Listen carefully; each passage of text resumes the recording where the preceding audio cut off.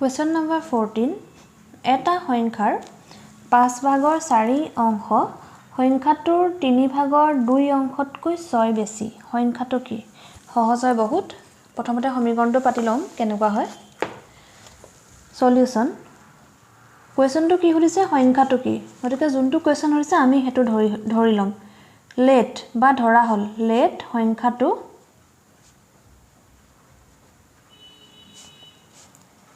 x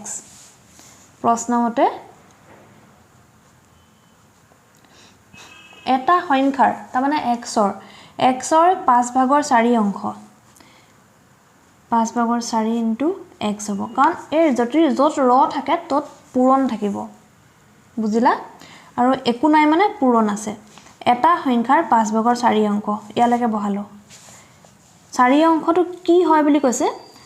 সংখ্যাটোৰ 3/2 অংশতকৈ 6 বেছি সংখ্যাটোৰ 3/2 অংশতকৈ কিমান বেছি 6 বেছি সংখ্যাটো কি আমাক কোৱেশ্চনটোত এটো দিছে এটো হৈছে আমাৰ কোৱেশ্চনটো যেনিবা আমাক লিখি দিছে তোমাৰ আখৰে আমি যেনিবা কোৱেশ্চনটো সংখ্যাৰে লিখি ললো আকৌ এবাৰ বুজাই দিছো এটা সংখ্যাৰ 5/4 অংশ এটো কমাৰা নিজে দি লোৱা এটা সংখ্যাৰ 5/4 অংশ সংখ্যাটোৰ x থৈ ললো 5/4 অংক কাৰ এটা সংখ্যাৰ মানে x ৰ ৰ আছে মানে পূৰণ আছে এটা সংখ্যাৰ 5/4 অংকটো কি বুলি দিছে সংখ্যাটোৰ মানে x ৰ 3/2 অংক আকৌ ৰ আহিলে নহয় সংখ্যাটোৰ গতিকে 3/2 ইনটু x কিমান বেছি 6 বেছি যোগ 6 সংখ্যাটো উলিওৱা গতিকে এটো আমি সমীকৰণটো পালো সমীকৰণটো সমাধান কৰিলে আমি সংখ্যাটো পাম সমীকৰণটো সমাধান কৰো আহা x টকাখিনি এফালে ৰৈ আহো বেলেগ একো কৰা নাই এটো পদত x আছে এটো পদতো x আছে দুইৰে x টকা পদখিনি আমি সমান চিহ্নটো এটো সমান চিহ্ন নহয় জানো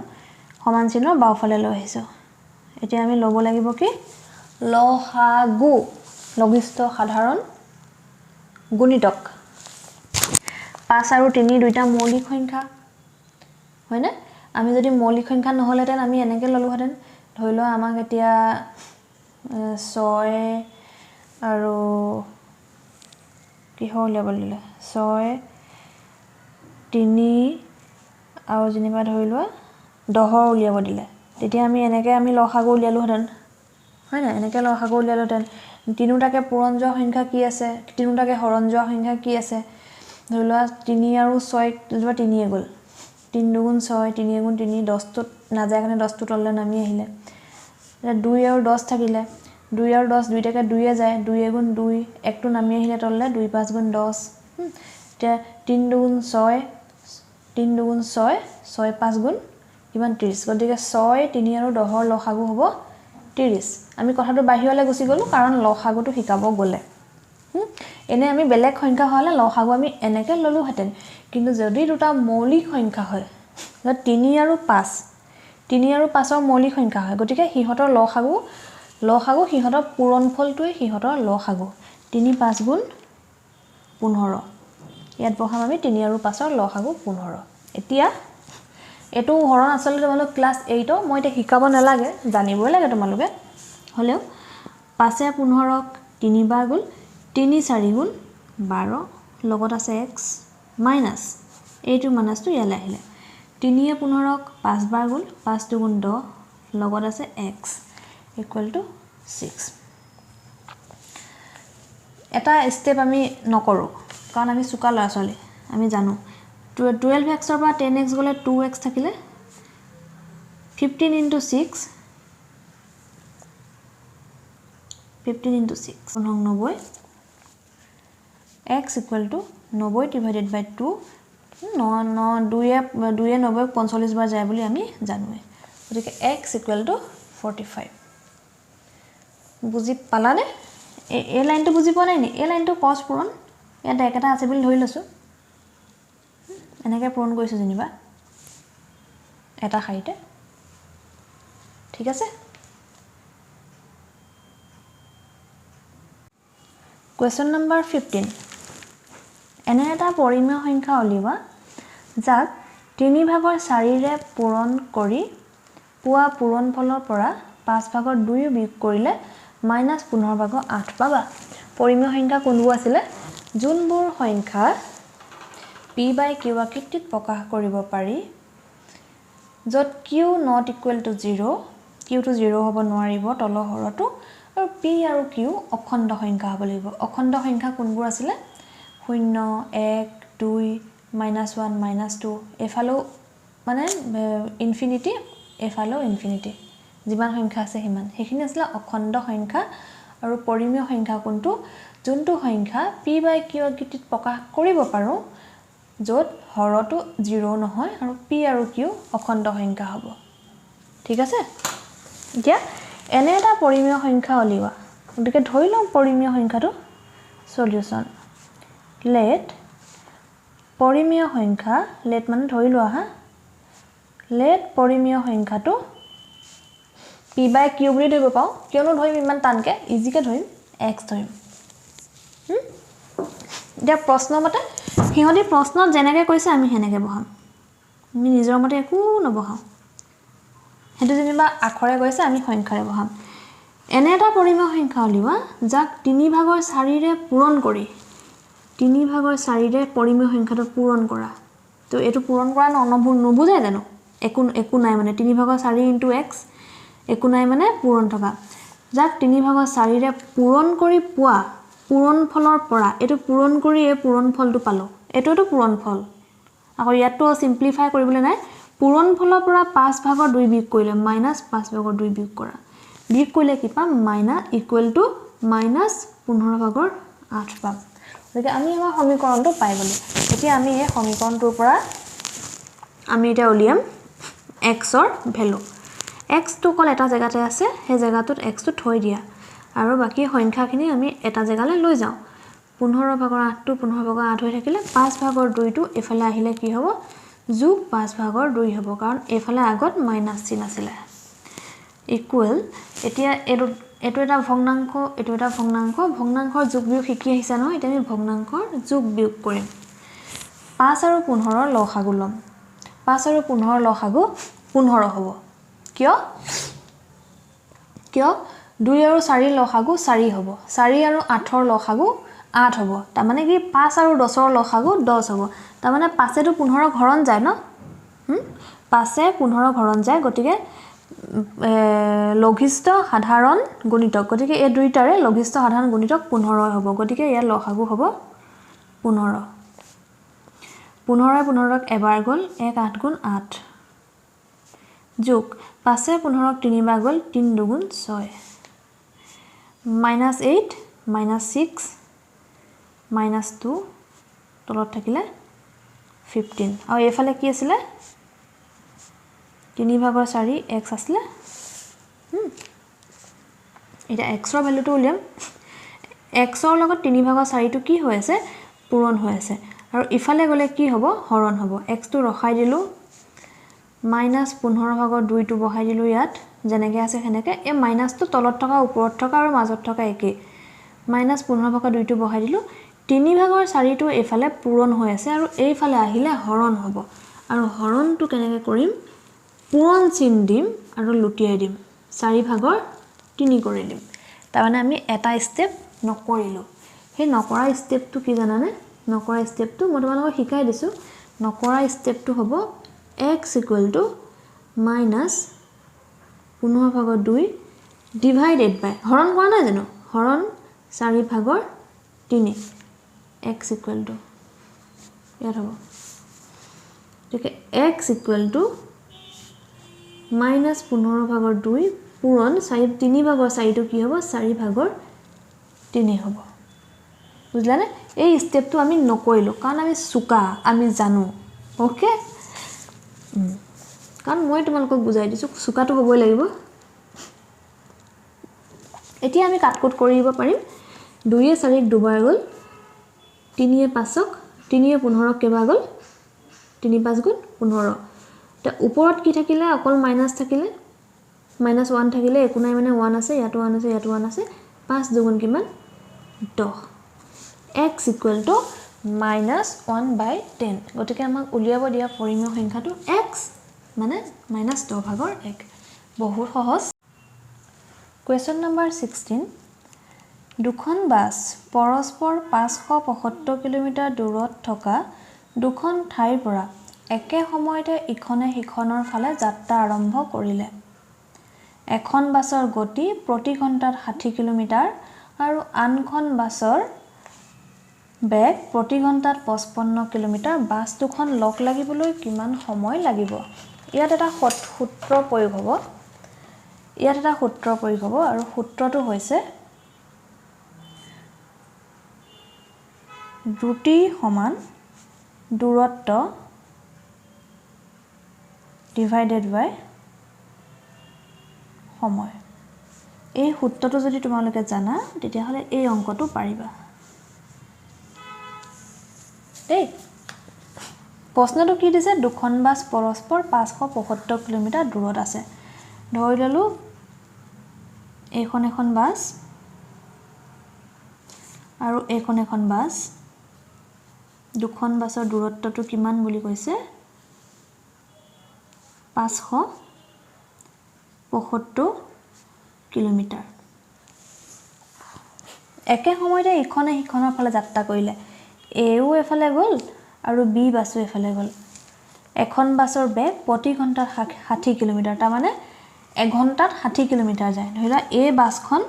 এক ঘণ্টাত ইয়াত পালেহি এ পইণ্টটো পালেহি আৰু আনখনৰ বেগ প্ৰতি ঘণ্টাত 55 গতিকে এই বি খন যেনিবা এক ঘণ্টাত ইয়াত পালেহি বাছ দুখন লগ লাগিবলৈ কিমান সময় লাগিব এক ঘণ্টাত ইমান পালেহি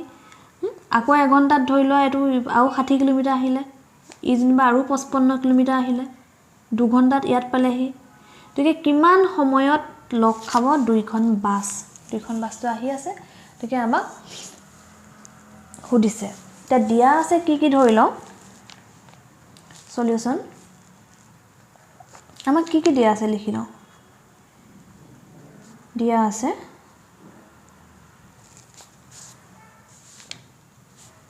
মুঠ দূৰত্ব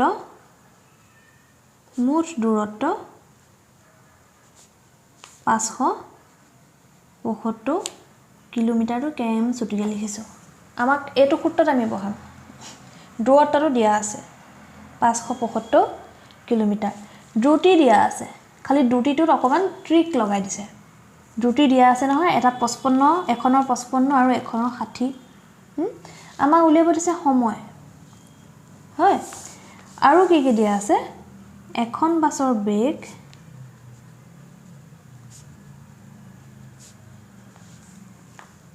ইয়াত বেগ আৰু দ্ৰুতি একে বুজাইছে এখন বাছৰ বেগ 60 কিলোমিটাৰ পাৰ আৱাৰ এনেকে লিখে তোমালোকৰ এইবোৰ অলপ ইংলিছত লিখিলে সহজ হ'ব এখনৰ 60 কিলোমিটাৰ পাৰ আৱাৰ আনখন বাছৰ বেগ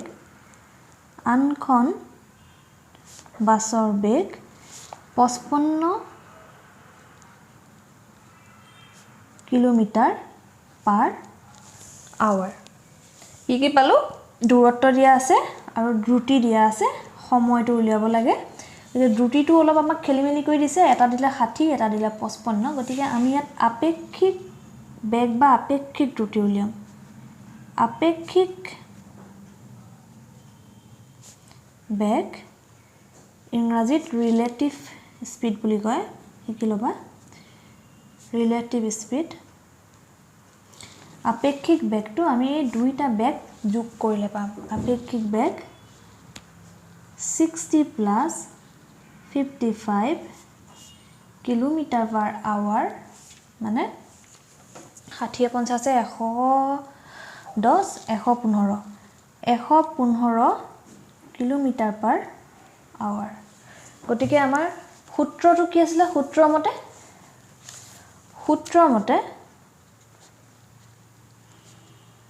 সূত্ৰমতে দ্ৰুতি বা বেগ বুলিও লিখিব পাৰা বা বেগ ইকুৱেল টু দূৰত্ব ডিভাইডেড বাই সময় উলিয়াবলৈ আমাক দিছে সময় এটো সময় লেভেল দিয়া নাই জানো গতিকে দ্ৰুতি আমি কিমান উলিয়াই পালো আপেক্ষিক বেগটো কিমান পালো 115 কিলোমিটাৰ পাৰ আৱাৰটো লিখিয়ে দিওঁ ইয়াতো তোমালোকক কিবা এটা কথা শিকিবলৈ আছে সেইকাৰণে লিখি দিছো দূৰত্ব কিমান পালো দূৰত্ব 575 দিয়া আছে 575 কিমান কিলোমিটাৰ সময় উলিয়াব লাগে আমি নিজে একোৱে কৰা নাই আমাক কি দিয়া আছে লিখিলো আমাক বেগ দুখন বাছৰ দুটা বেগ দিলে গতিকে আমাক এটো কনফিউজ কৰিব দিছে মানে আমাক ট্ৰিক এটা লগাব দিছে গতিকে আমি দুইখন বাছ যেহেতু সন্মুখে কৈছে গতিকে দুইখন বাছৰ যোগ কৰি আমি আপেক্ষিক বেগটো উলিয়ালো আৰু আমি যোনটো সূত্ৰ আমাক ইমান দিনে শিকা আহিছে সেই সূত্ৰটোত আমি বহাই দিলো এতিয়া সময় উলিয়াম এতিয়া এটো সমীকৰণ হৈ গল সময়টো x বুলি ধৰি ললে হল গতিকে x বুলি আমি নধৰিলো যেনিবা এটো যদি আমি cos পূৰণ কৰো ইয়াৰ লগত তলত এক এটা আছে 575 লগত এটো পূৰণ হ'ব 115 লগত সময়টো পূৰণ হ'ব হয়নে সময়টো উলিয়াব লাগে 115 কিলোমিটাৰ পাৰ আৱাৰ পূৰণ কি হ'ব সময় equal to 575 কিলোমিটাৰ সময় উলিয়াব লাগে সময়টো ইয়াত ৰাখি দিলো সময়টো ৰাখি দিলো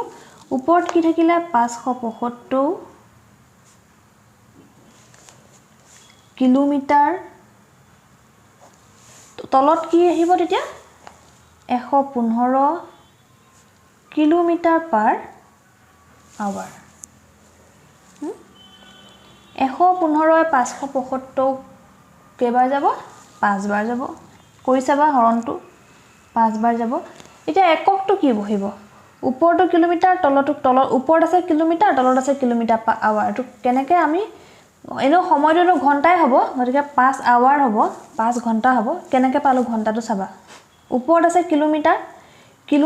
কিলোমিটাৰ পাৰ আৱাৰ মানে কিলোমিটাৰ পাৰ আৱাৰে হৰণ কৰি থৈছে ইকুৱেল কিলোমিটাৰ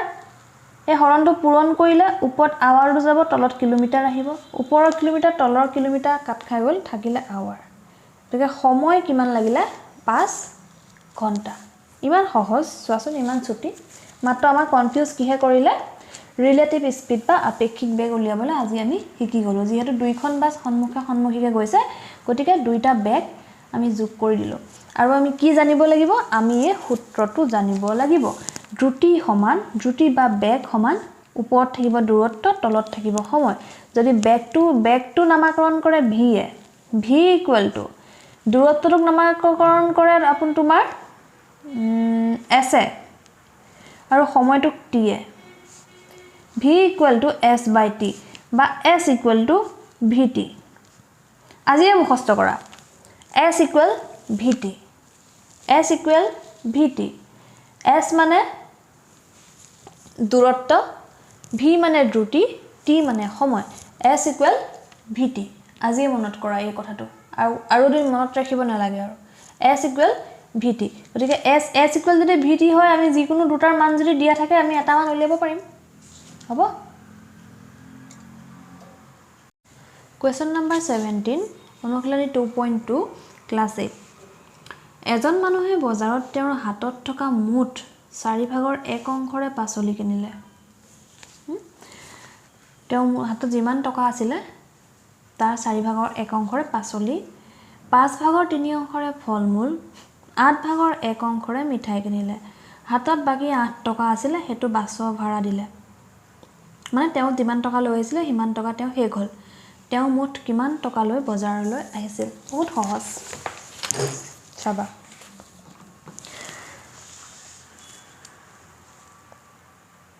সলিউশন লেট প্ৰশ্নটো কি সুধিছে কিমান টকা লৈ বজাৰলৈ গৈছিল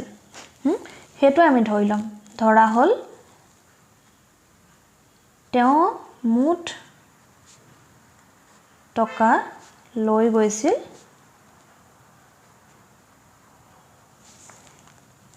x টকা x আমাৰ পৰম বন্ধু নহয় নে অকল x এ ধৰো আমি মুঠ টকা লৈ গৈছিল x টকা প্ৰশ্ন মতে কিমান সহজ চাবা দেই তেওঁ হাতত টকা মুঠ টকাৰ 4/1 অংশ ৰ আহিলে নহয় ৰ মানে পূৰণ 4/1 অংশ কিমানৰ মুঠ টকা কিমান x 4/1 অংশৰে পাচলি কিনিলে 5/3 অংশৰে ফল-মূল কিনিলে ফল-মূল কিমান অংশৰে কিনিলে 5/3 অংশৰে কিমান মুঠ টকাৰ গতিকে x আৰু 8/1 অংশৰে কি কিনিলে মিঠাই কিনিলে গতিকে 8/1 x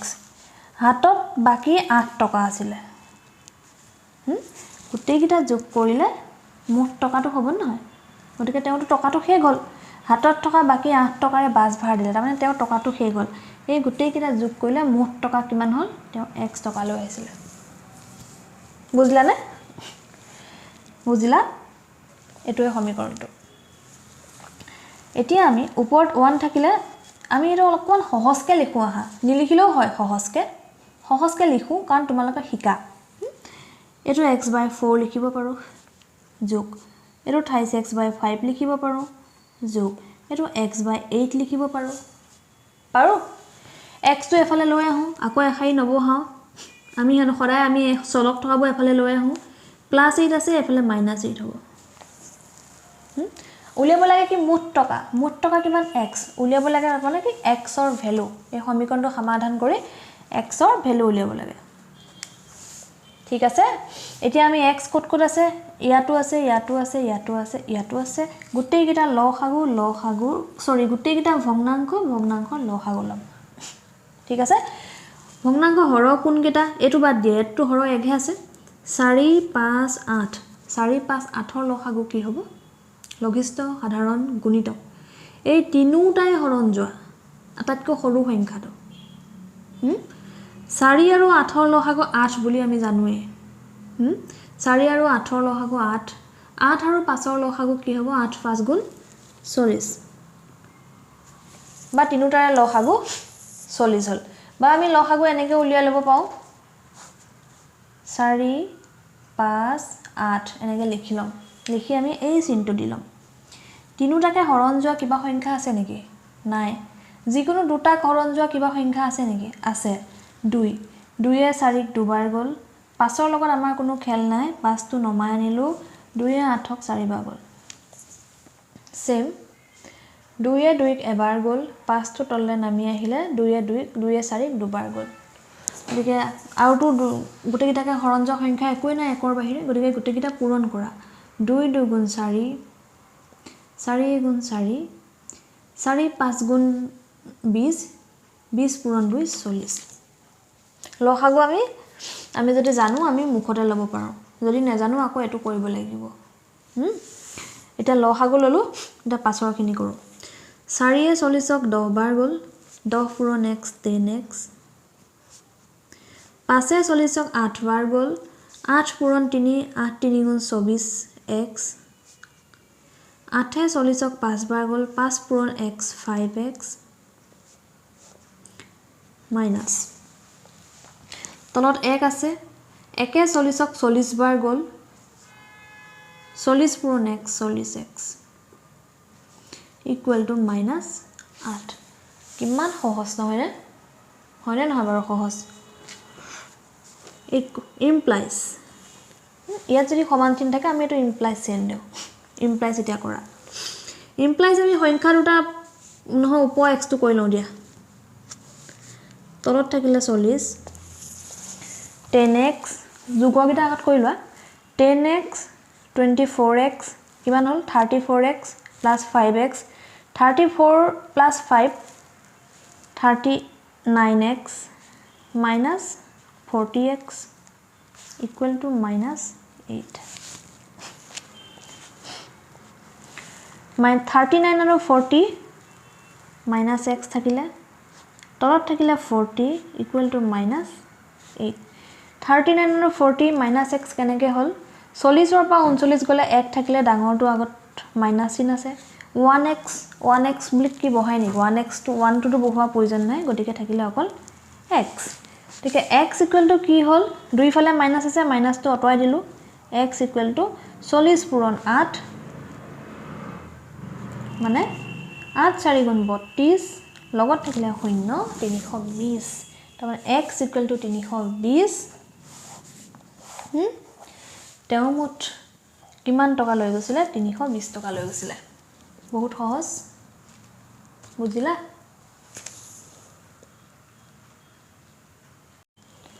Question number 18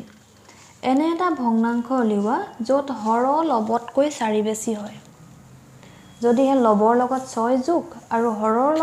হৰৰ পৰা 6 বিয়োগ কৰে তেনেহলে ভগ্নাংশটো 3/11 হয় চোৱা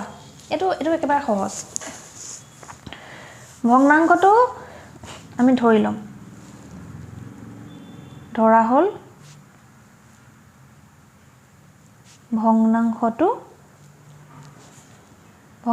ভগ্নাংশ আকৃতিত থাকিব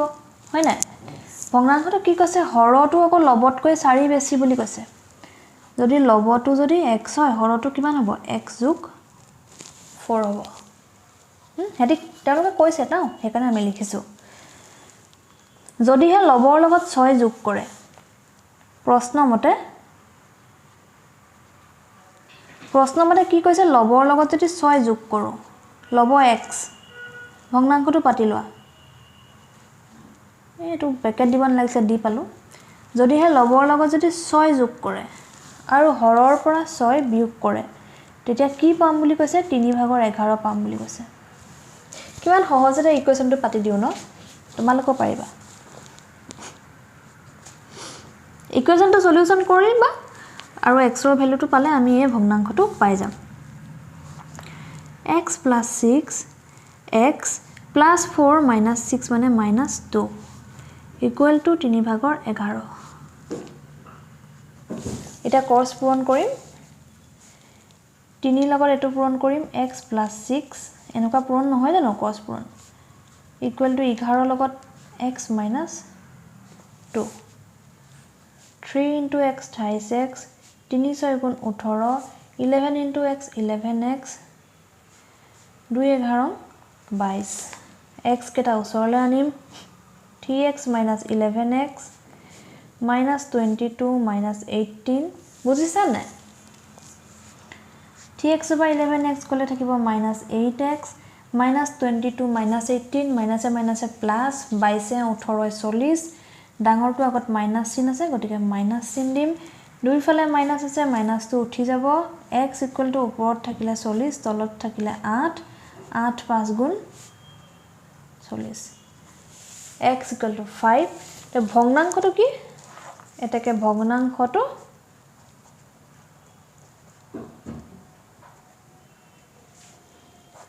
x/x + 4 নাছিলে জানো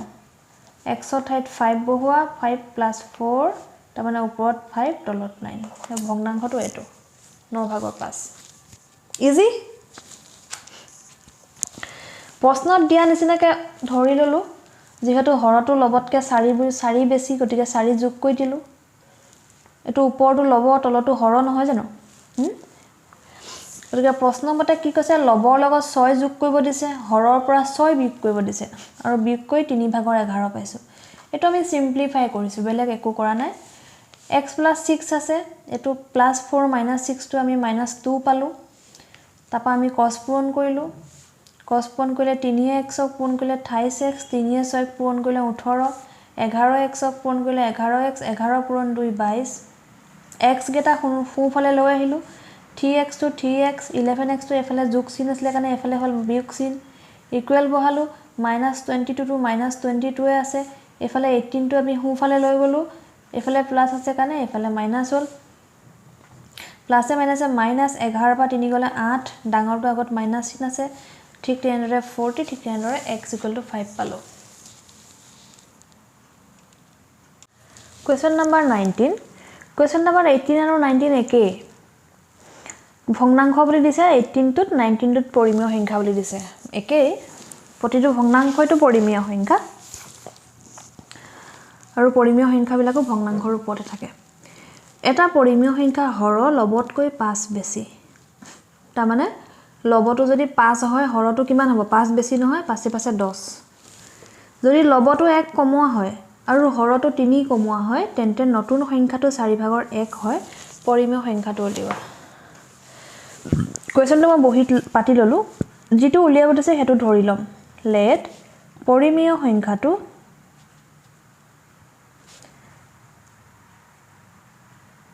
আমি পৰিমেয় সংখ্যাটো কি বুলি ধৰিম x বুলি ধৰিব নোৱাৰো ইয়াত কেনেকৈ দিছে ইয়াত যেনেকৈ দিছে হেনেকৈ লিখি ধৰিম পৰিমেয় সংখ্যাটো হৰ লবতকৈ 5 বেছি লব যদি x হয় হৰ x যোগ 5 হ'ব এটো আমি ধৰি ললো কোৱেশ্চনত কি দিছে প্ৰশ্ন মতে লবটো যদি 1 কমায় লবটো এই পৰিমেয় সংখ্যাটো আমি পাতি লম ইয়াৰ পৰা লবটো 1 কমাম বুলি কৈছে আৰু হৰটো 3 কমাম বুলি কৈছে আৰু তেতিয়া 4 ভাগৰ 1 হয় বুলি কৈছে এতিয়া আমি সমীকৰণটো পাই গলো সমীকৰণটো এতিয়া সমাধান কৰিম x - 1 x